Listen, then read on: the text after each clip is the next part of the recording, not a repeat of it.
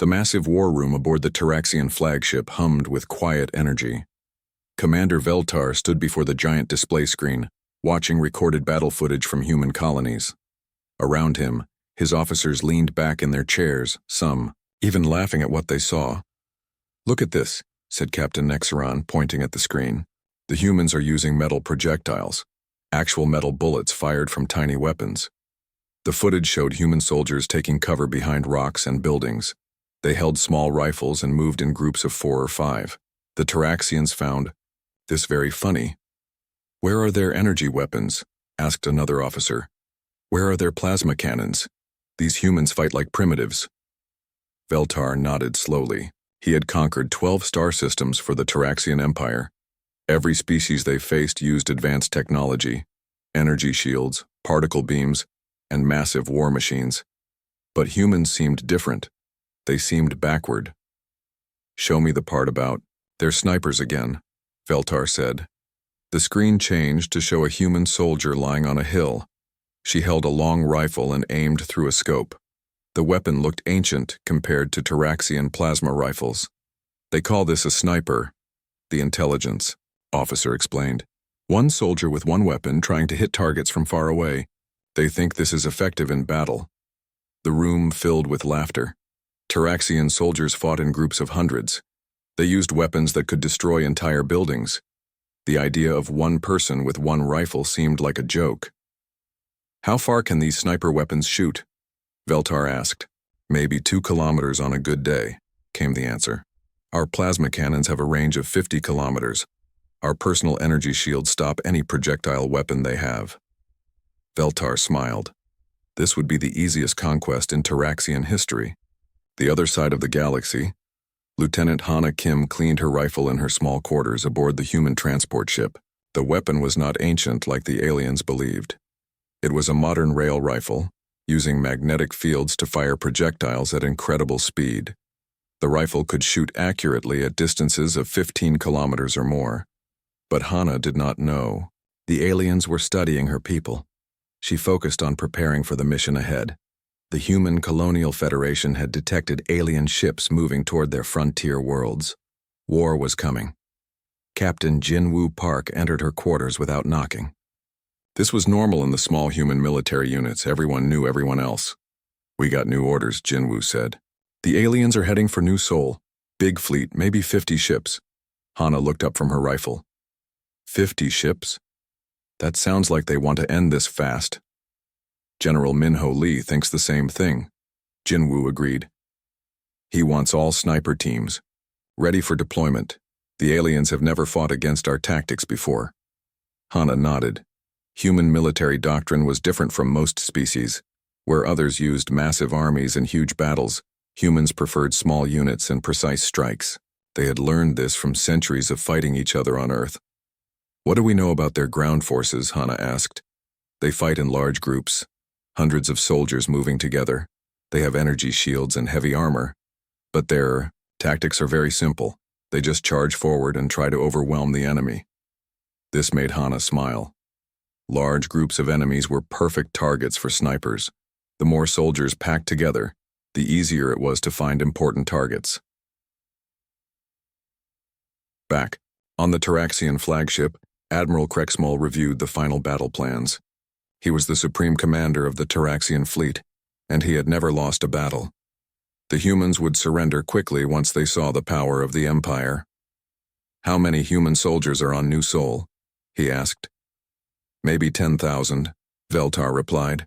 "We are bringing 40,000 troops plus air support and orbital bombardment capability."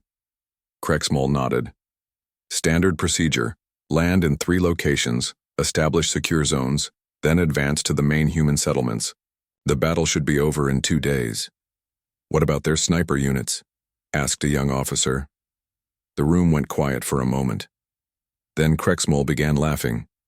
"You are worried about individual humans with primitive weapons? Our shields will stop their bullets. Our armor will protect us, and our sensors will find them easily." The young officer looked embarrassed. "Yes, Admiral, I understand." But Krexmol was not finished. "Let me explain something about warfare. Victory comes from superior numbers. superior technology, and superior firepower. These humans have none of these things. They have small units, old weapons, and desperate tactics. He pointed to the display showing human combat footage. Look at them hiding behind rocks. Look at them running from cover to cover. This is not how real soldiers fight. Real soldiers advance in formation with heavy weapons support. The Taraxian officers agreed. Their military had conquered many worlds, using the same tactics. Overwhelming force applied at the right time and place, it always worked. The humans will learn about real warfare when they face us, Krexmol continued. Their snipers will hide and take a few shots. Then our sensors will find them and our plasma cannons will end them. Simple. On New Sol, Sora Choi sat in the communications center monitoring alien transmissions. She could not understand their language completely, but the computer translations were good enough. The aliens were confident, maybe too confident. They think we are primitive, she told General Minho Lee over the secure channel. Good, the general replied. Let them think that. Surprise is our best weapon. Sora had studied the alien intercepted communications for weeks. The Taraxians always use the same battle plans. Land in force, advance in formation. Overwhelm the enemy with superior numbers. They had never faced an enemy that fought differently. How long until they arrive? Asked the general. Maybe 18 hours, Sora answered. Their fleet is moving. Fast. They want to end this quickly. General Minho Lee understood. The aliens thought humans would fight like every other species they had conquered. Stand in formation, fire energy weapons, and surrender when overwhelmed. But humans had developed different ideas about warfare over thousands of years of fighting each other. The general opened a channel to all human units on New Sol. All sniper teams prepare for deployment. Enemy forces will land in approximately 18 hours. Remember your training. We are not trying to match their firepower, we are trying to make them afraid. Lieutenant Hana Kim heard the message and began final preparations. She checked her rifle one more time, loaded her special ammunition, and studied the topographical maps of New Sol. The aliens would learn that human tactics were not primitive. They were evolved. The stage was set. The most powerful empire in the galaxy was about to face an enemy they did not understand. And Kim was ready to teach them the true meaning of precision warfare. The morning sky above New Sol burned bright orange as the Taraxian fleet descended through the atmosphere. 50 massive ships blocked out the sun, their hulls gleaming with energy shields and weapon ports. On the ground, human defenders watched, from hidden positions as the aliens prepared for what they thought would be an easy victory. Admiral Krexmol stood on the bridge of his flagship, looking down at the human colony with satisfaction. The planet looked peaceful and defenseless. Small cities dotted the landscape, connected by simple roads. No massive fortifications, no orbital defense platforms, no signs of advanced military preparation. Begin landing operations, he ordered. Deploy ground forces at coordinates Alpha, Beta, and Gamma. Standard formation advance to the primary settlement. The first wave of Taraxian dropships launched from the fleet. Each ship carried 200 soldiers in full combat armor. Their energy shields glowed blue around their bodies, and their plasma rifles hummed with deadly power. They had done this same operation on dozens of worlds. Captain Jinwoo Park watched the alien landing through his binoculars from a hidden position 5 kilometers away. The aliens were doing exactly what human intelligence predicted. Landing in open areas, forming up in large groups, advancing in predictable patterns. All units hold position. He spoke into his radio. Let them establish their beachheads. We need them confident and spread out. 3,000 Taraxian soldiers landed at Alpha Site, the largest landing zone. They formed neat rows of 100 soldiers each, their officers in the front wearing special armor that marked their rank. This was perfect military discipline by Taraxian standards. Commander Veltar led the Alpha group personally. He wanted to end this battle quickly and report success to Admiral Krexmol. The human settlement was only 8 kilometers away. Normal advance speed, they would reach it before noon. Sensors detect no significant human military presence, reported his aide. A few small groups hiding in the hills, but nothing that can threaten our main force. Veltar smiled inside his helmet. These humans will surrender once they see our power. Begin advance formation. Maintain spacing and energy shield coverage. The Taraxian force began moving across the open grassland toward the human settlement. Their formation was beautiful by alien military standards. Perfect lines, coordinated movement, overwhelming firepower concentrated in one unstoppable advance. 12 kilometers away, Lieutenant Hana Kim lay flat on a rocky hillside, watching the alien force through her rifle scope. Her position gave her a clear view of the entire landing zone and advance route. The aliens had no idea she was there. Her rail rifle was perfectly calibrated and loaded with armor-piercing rounds. She had studied the alien equipment from intercepted transmissions and knew their energy shields were designed to stop plasma and laser weapons, not high-velocity projectiles. Through her scope, she could see the alien officers clearly. They wore different armor with special markings and carried command equipment. In human military doctrine, removing enemy leadership was always the first priority. Hana found her target. Commander Veltar walked at the front of the formation, his ornate armor making him easy to identify. He was giving orders to his subordinates and pointing toward the human settlement. Perfect. She controlled her breathing, calculated wind speed and distance, and gently squeezed the trigger. The rail rifle fired almost silently, launching its projectile at incredible speed toward the target 12 kilometers away. The armor-piercing round struck Commander Veltar in the center of his chest. His energy shield flickered and failed, unable to stop the high-velocity projectile. The alien commander fell to the ground, dead before he hit the dirt. For a moment, the Taraxian formation continued moving. Then the soldiers realized their commander was down. Confusion spread through the ranks as officers tried to understand what had happened. "Command 1 is down," came the panicked radio calls. "We need medical support at the front of formation." But there was no medical support that could help. Hana had already selected her second target, a communications officer carrying radio equipment. Another silent shot, another dead alien. The formation began to slow and cluster together as soldiers looked for threats they could not see. From different positions around the landing zone, other human snipers began their work. Lieutenant Daehyun Ko eliminated the heavy weapons specialist. Sergeant Minji Yoon took out the sensor operator. Each shot came from a different location. Each target was carefully chosen to create maximum confusion. The Taraxian advance stopped completely as soldiers tried to find enemies they could not locate. Their sensors detected no nearby threats, but their officers kept falling to invisible attackers. This was not supposed to happen. "Where are they shooting from?" demanded the new field commander, a captain who had taken over after Veltar died. "Unknown, sir," came the frightened reply. "Sensors show no enemy positions within plasma rifle range." The captain did not understand. In Taraxian warfare, all fighting happened at close range where sensors could detect enemies and energy weapons could destroy them. The idea of attacks from beyond sensor range was impossible. Hana continued her work methodically. Every few minutes, another important target fell. The aliens bunched together for protection, making her job easier. Their perfect formation became a cluster of frightened soldiers with no clear leadership. On the Taraxian flagship, Admiral Krexmol watched his ground assault fall apart through orbital cameras. His overwhelming force was paralyzed by an enemy they could not even see. "What is happening down there?" he demanded. "Why has the advance stopped?" "Unknown enemy fire from extreme range," came the report. "Ground forces request air support and orbital bombardment." Krexmol could not believe what he was hearing. His advanced military force was asking for help against primitive humans with simple weapons. But the evidence was clear on his screens.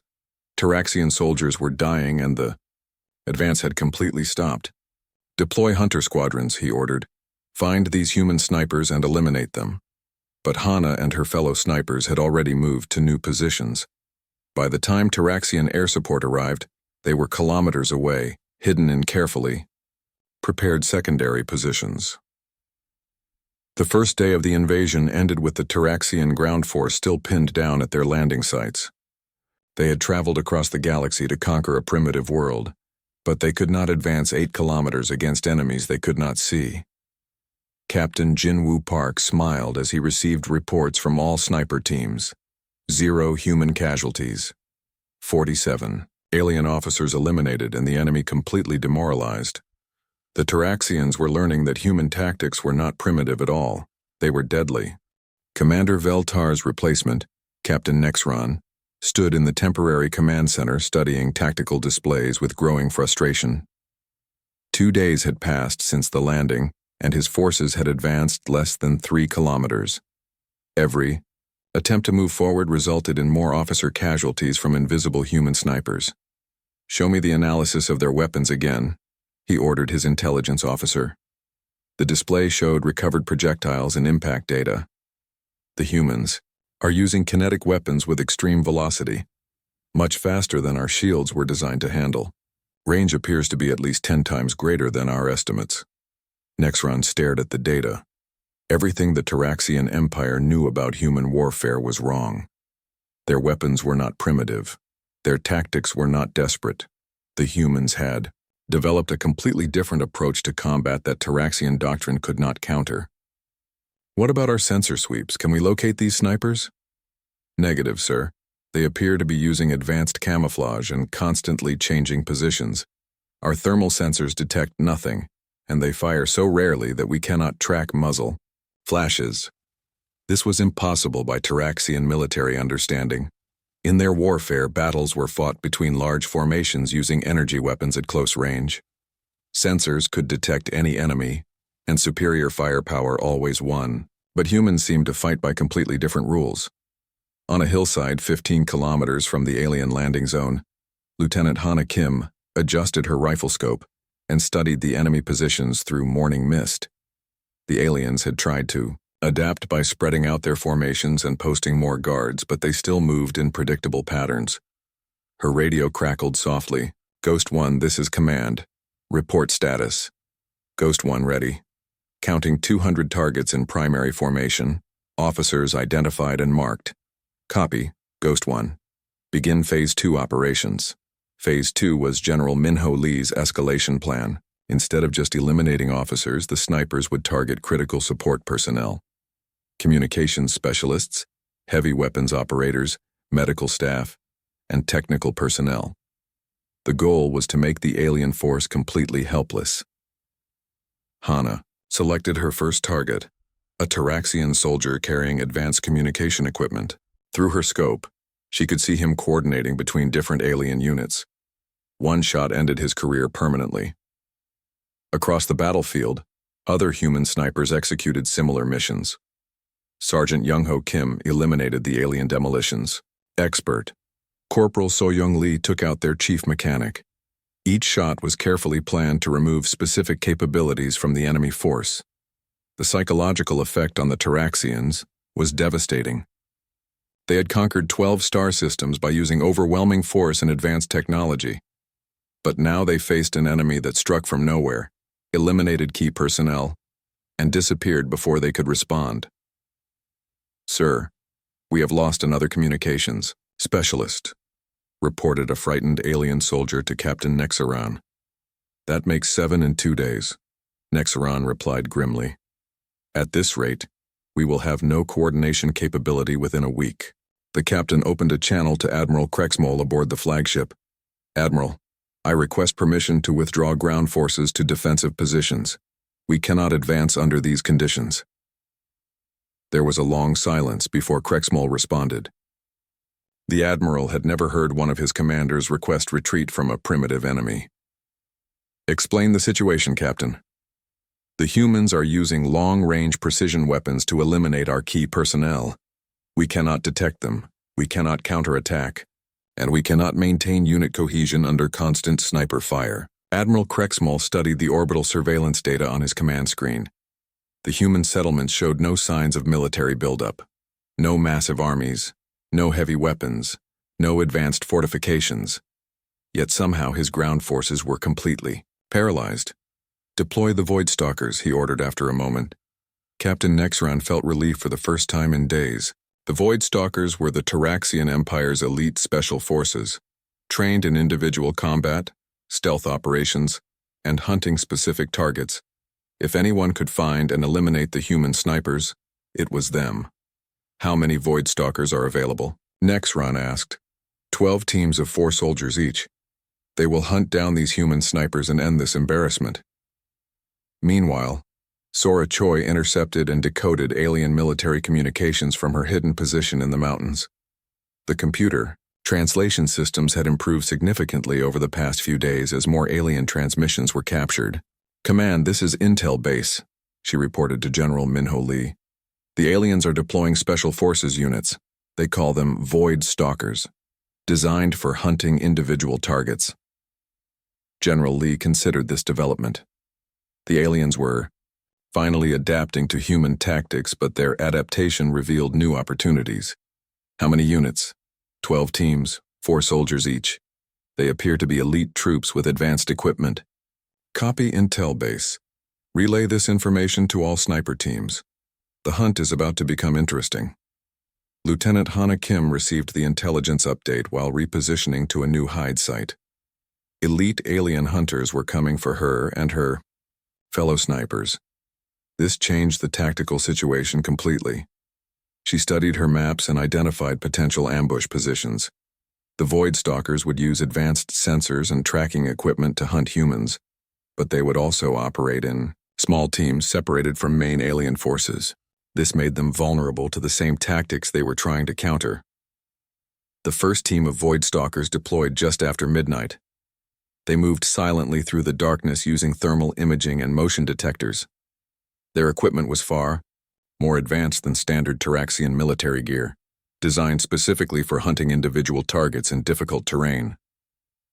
Team leader Keksaval had hunted dangerous prey on many worlds. He understood stealth, patience, and individual combat in ways that regular Taraxian soldiers did not. But he had never hunted humans before, and he did not understand how creative human snipers could be. Hana tracked the Void Stalker team using techniques learned from hunting Earth animals as a child. She moved ahead of them, setting up observation positions where she could study their methods and equipment. The aliens were good, but they moved in predictable patterns and relied too heavily on their technology. As dawn approached, she found the perfect position. The Void Stalkers would pass through a narrow valley where their sensors would be confused by mineral deposits in the rocks. She had a clear shot at 800 meters, well within her rifle's effective range. The lead Void Stalker moved exactly where Hana predicted. Her shot took him down instantly, and his team immediately took cover, searching for the source of the attack. But Hana had already moved to a secondary position on the opposite side of the valley. "Team 2 is under attack," came the panicked radio transmission. "Team leader down, enemy sniper located in Sector 7. But Hana was no longer in Sector 7. She was in Sector 12 preparing for her second shot. The remaining Void Stalkers were elite soldiers, but they were still thinking like Taraxians. They expected their enemy to stay in one place and fight directly. Her second shot eliminated the team's sensor specialist. The 2 remaining Void Stalkers were now alone in hostile territory, hunted by an enemy they could not find or understand. Similar scenes played out across the battlefield as other human snipers engaged Void Stalker teams. The alien elite forces found themselves outmatched by human tactics they had never encountered before. Admiral Krexmol received the reports with disbelief. His elite hunters were being systematically eliminated by the same human snipers they were sent to destroy. The Taraxian Empire's most advanced military units were failing against primitive human tactics. For the first time in his 40-year military career, Admiral Krexmol began to doubt victory was possible. Lieutenant Hana Kim crouched in a cave deep in the mountains of New Seoul, cleaning her rifle by the light of a small chemical lamp. 5 days of constant hunting had taken its toll. She had eliminated 3 Void Stalker teams, but the aliens were learning fast. Their remaining hunters were becoming more dangerous with each encounter. Her radio whispered softly. "Ghost 1, this is Ghost 7. We have a problem." Ghost 7 was Sergeant Minji Park, one of the most experienced snipers in the human forces. If she was worried, the situation was serious. "Copy, Ghost 7. What is your status?" "They got Young-ho and his team yesterday. Found their position and hit it with precision strikes. The aliens are using our own tactics against us now. Hana felt cold, despite the warm cave air. Sergeant Young-Ho Kim had been one of their best snipers, careful, and experienced. If the Void Stalkers had found and eliminated him, they were more dangerous than anyone had realized.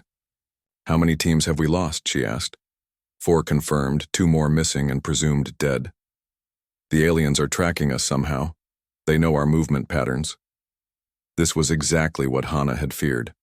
The Taraxian Void Stalkers were elite soldiers, and they were adapting to human tactics faster than expected. Worse, they were starting to think like human snipers instead of like traditional alien forces. 3 kilometers away, Void Stalker team leader Vexmore studied human movement patterns on his tactical display. After losing 8 teams to human snipers, the remaining 4 teams had changed their approach completely. Instead of hunting randomly, they were analyzing human behavior and predicting sniper positions. "The humans move in patterns," he explained to his team through their helmet communications. "They have preferred terrain types, specific distances they like to maintain from targets, and predictable routes between positions." His sensor specialist, Texalon, added more details. "Their weapons require line of sight to targets, so they always position themselves on high ground with clear fields of fire. This limits their possible hiding places significantly." Vexmore had studied every recorded engagement between his forces and human snipers. The humans were excellent individual fighters, but they followed logical tactical principles. Once you understood those principles, you could predict their behavior. "Target identified," whispered his scout. "Human sniper, female, approximately 2 kilometers north. She is moving toward Observation Point Delta." Observation Point Delta was a rocky outcrop that provided excellent views of the main alien landing zone.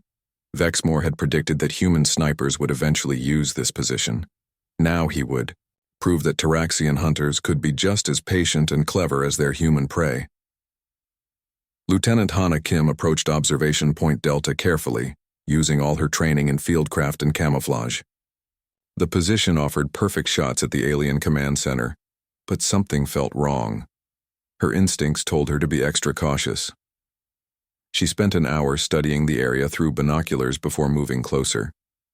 No obvious signs of alien presence, but the Void Stalkers were experts at concealment. They could be anywhere. As she climbed toward the observation point, Hana noticed disturbed rocks and vegetation that might indicate alien movement.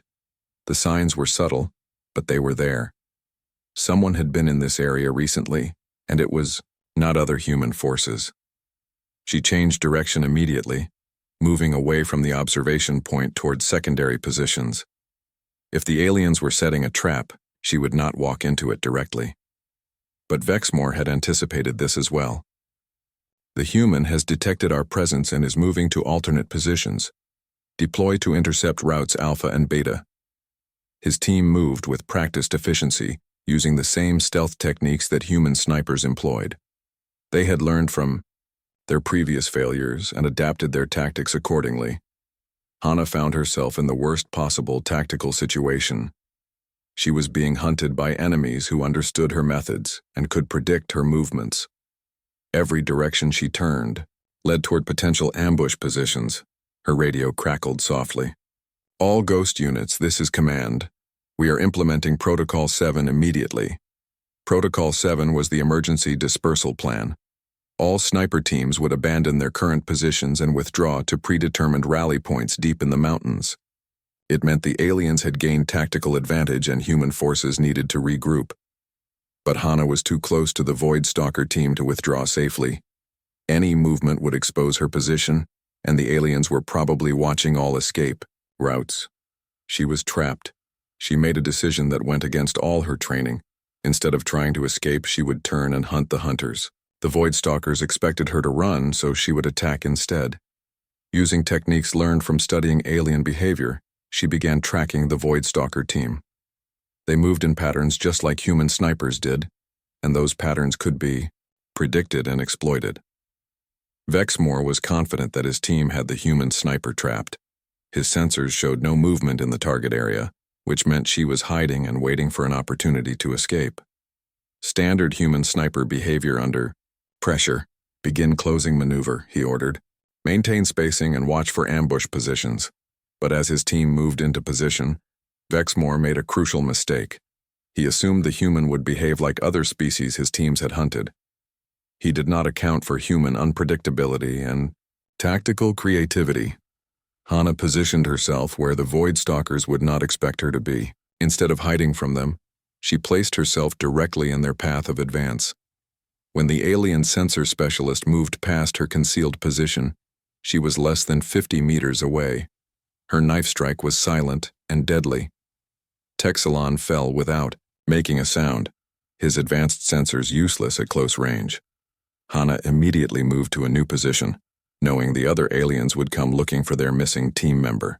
Texelon, report status, came Vexmore's voice over the alien communication system. Silence. All units, Texelon is not responding. Assume human contact and switch to combat formation. But Hana was already positioning herself for the second strike.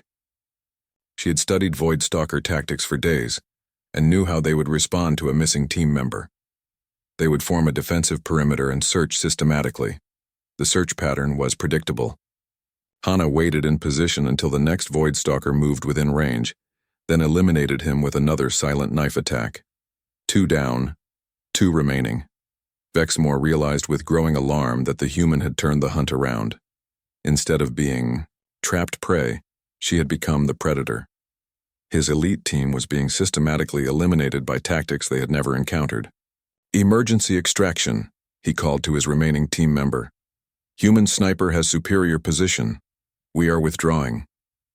But Hana was not finished. She had been hunted across the mountains for days, lost friends to alien attacks, and been forced to abandon positions she had carefully prepared. Now it was time for revenge. Her rifle shot caught the fleeing Void Stalker at 400 meters. Clean kill, center mass. That left only Vexmore, the team leader who had thought he could outhunt, a human sniper. The final confrontation came at sunset. Vexmore had taken cover in a rocky area and was trying to call for extraction, but Hana had positioned herself to cut off all his escape routes. Human sniper, he called out in broken English. I offer surrender for information exchange. Hana considered this for a moment. Information about Void Stalker tactics would be valuable to other human sniper teams, but then she thought about Sergeant Young Ho Kim and the other friends she had lost to these alien hunters. Her rifle spoke once more, and the last member of Vexmore's team joined his companions in death. As night fell over New Seoul, Lieutenant Hana Kim made her way back toward human lines. She had survived the deadliest hunt of her life and proven that human snipers could adapt and overcome even elite alien forces. But the war was far from over, and Admiral Krexmol was preparing his final desperate gambit. Admiral Krexmol stood on the bridge of his flagship, staring down at the planet that had humiliated the Taraxian Empire. 7 days of ground combat had resulted in complete failure. His advanced military forces were paralyzed by human snipers using primitive weapons and impossible tactics. Final assault preparations are complete, Admiral, reported his aide. All remaining ground forces consolidated at Landing Zone Alpha. Orbital bombardment coordinates locked. Air support squadrons ready for deployment. Krexmol nodded grimly. He was about to risk everything on one massive attack. Every surviving soldier, every combat aircraft, every heavy weapon would advance together toward the main human settlement.